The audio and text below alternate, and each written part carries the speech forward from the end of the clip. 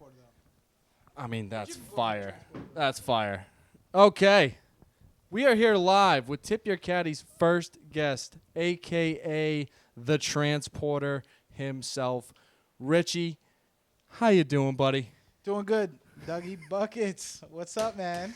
Welcome to the show, baby. Con, I want you to tell us the story of this beautiful friendship here. Give the people a little bit of how you guys met, how you guys are doing. Give me the business. This isn't a dating show, Dougie. I mean, God, this is my boy right here. Fuck, you guys. What's going on, man? Second episode, man. Welcome to the show, Richie. Nice to be This here. friendship goes back, man. 2009. We went to college in Jacksonville. Went to a school we both absolutely hated. Yep. He transferred a little bit before me. Yep. And I remember lasted one semester. one semester. That's it. We won't go into the reasons why. Wait, you both only went one semester to the I school? went there for one semester. And you went? Jacksonville University. I came back for a second year. I went for 2 years. To the And same then school. bounced? And then I left. Yeah. That's funny. Yeah, he stayed at the boarding school a little bit longer. That's what it felt like. That Yeah. place felt like the boarding school. Oh man. Was it all dudes? No. No. It felt like High it school sometimes. environment. It was a Yeah, small yeah. school. Everybody knew their business. My image of going to college was like I wanted to go to a bigger school. Yep. Oh, and it was tiny. The way that school marketed themselves was like seemed like they were right on the river with the dolphins and the beach was right around the corner. Llisten, I took the virtual. It's in tour. the hood I of didn't even Duval go- County. I didn't even go visit the fucking school. I didn't said, either. Oh, I'm getting the fuck out. Hey, you know what's funny? You know what's funny about it? This is what's funny about it. And I'll tell my story. I get a letter in the mail. The school is expensive as hell. It's a private school, private art school. I get a letter in the mail showing me that they're giving me a quote unquote academic scholarship. So it made me feel like, damn, I'm smart. Bro, I get to the school, I end up finding out everybody got the same scholarship. That was their marketing. Everybody got like 20 grand off. I was like, what? 20 grand? We Like, good. wait, you got this letter too? Wait, I thought I was School smart. was like 60, but it's all good. Hey, we're gonna come here close. We're gonna give you this exclusive scholarship. Nobody else has got it. Second you get in those dorms. Hey, yeah, did you get it? Yeah, me too. That's what it felt like. No one was talking about Yeah, the school. People just showed up. Everyone's like, did you visit? Nope. Did you? Nope. The dorms look like projects. It was just crazy. The man. school's It in a really project. was. It's in Duval County, which is arguably Is that where the One of is the that where worst- the basically robbery capital of the U.S. Pretty much. not that far from the Jacksonville Jaguar Stadium. So we get there, man. We develop a relationship. We were failing history class miserably. Absolutely. And what we started doing, professor would talk for 3 hours, and I was like, we're going to crack this code. We're going to pass this class. I get a recorder. We're recording. We So we thought we were recorded doing like some 3 shit. weeks. We recorded 3 sessions, 3 days. And then I come to realize, I'm like, damn, we got 9 hours of tape to listen. I'm not doing this. So you know what I did was I dropped the class. He went to the exam. I was like, bro, I'm dropping the class, taking an F. I'm taking it again next semester. That's how I exited the I class. wound up getting a D.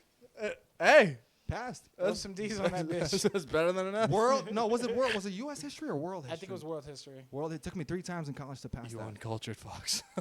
No, but the teacher was he was a nut. He was like a conspiracy theorist, like talking in like So- mumbo jumbo jargon, like none of the fucking questions on the test matched what the fuck he was talking about. Wait, like, so like it was U.S. terrible. U.S. history, but like it was his own U.S. history. yeah, it was world was how history, he but would it was spin just yeah, man, it was a nightmare. Smart guy, but no book, no syllabus. I'm going to talk for 2 hours. You guys, whatever you think is important, you write it down. That's Exactly. pretty tough to pass a class. Like, Yeah. I don't know. You're talking for 2 hours. I don't know what's important, what's not. Oh my god. And there was never like a guide to like, this is what the exam is going to cover. Exactly. And some people passed. It's amazing. Anyway, we'll stay on topic. He Yep. leaves the school. We didn't really keep in touch that much. No. What's funny is I was working at the time in New Jersey, and I ended up applying to FIU. I got accepted to FIU. I go to FIU. One of the semesters, I'm driving to a gas station. Can't miss him. Crossing the street. He's crossing the street as I'm driving. I had no idea. I had no communication. He's crossing the street, and I'm looking at him. And then he crosses, and he's looking at me, and I'm driving past, and he just goes like this, like, turn around. So I turn around, he gets in the car, and that's it. We pick up right where we left That's off, it. man, and then we went to school for 4 years together at a different university. Yep. That's Didn't fire. know either or was gonna be there. I had Honestly. no idea he was going to be there. He had no idea I was going to be there.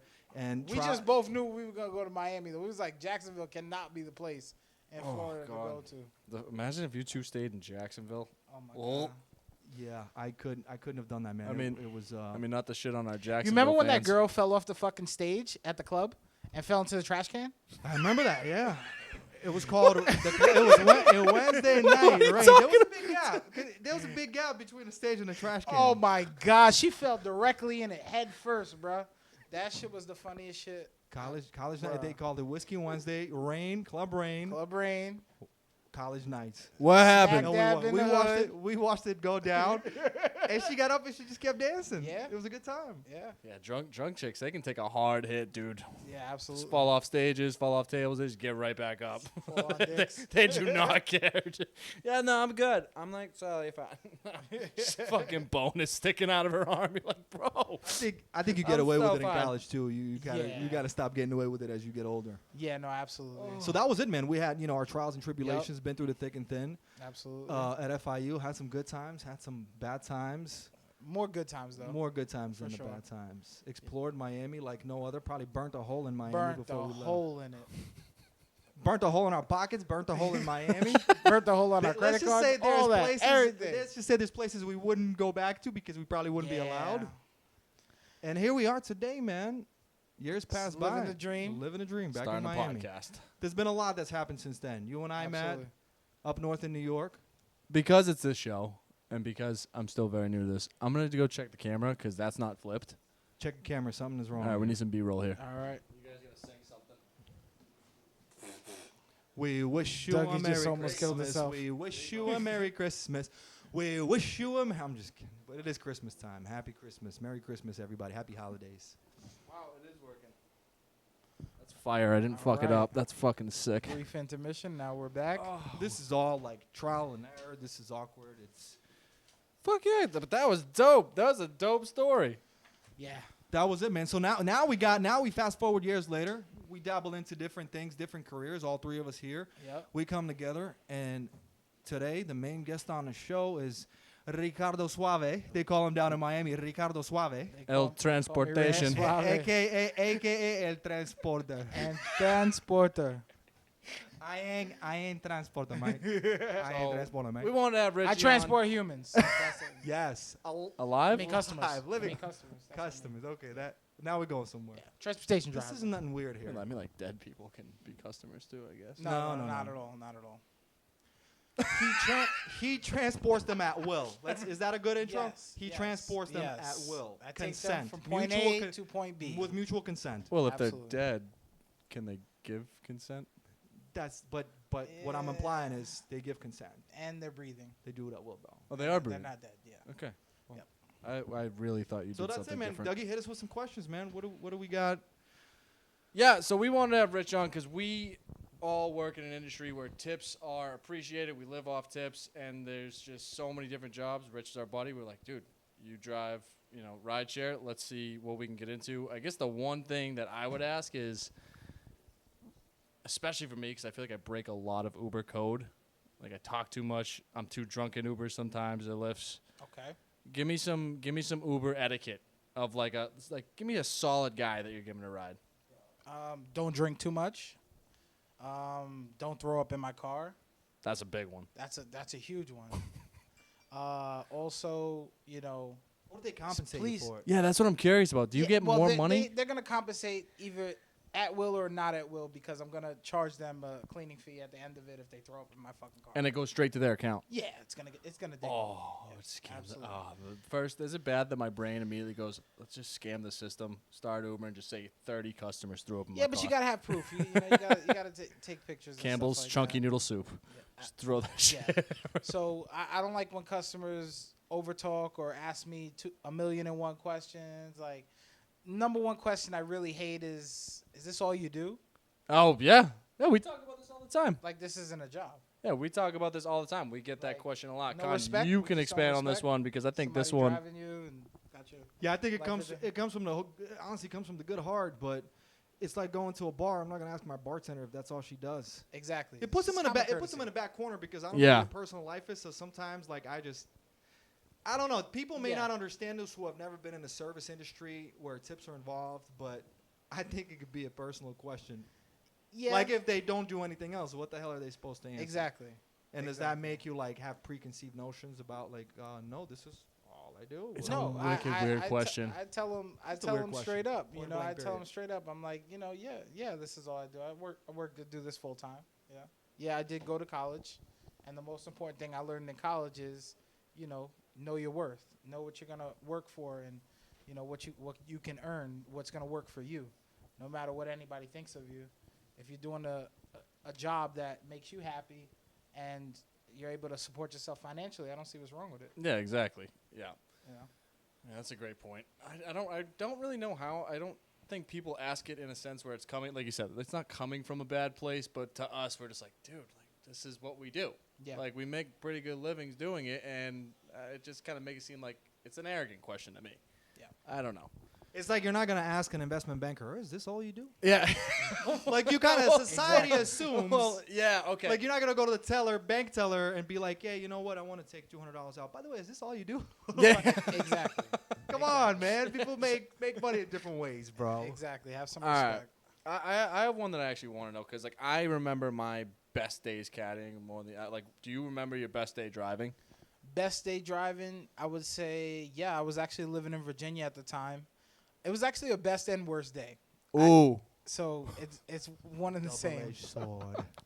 So I pick up this fare and I go to a psychiatric hospital. I didn't even realize that I was at a psychiatric hospital picking up a patient. So the doctor comes out. He's like, "You sure you want to take this ride?" I say, "Yeah. What's wrong?" Like, and then at that time I wasn't able to see where I was actually going until I accepted the ride.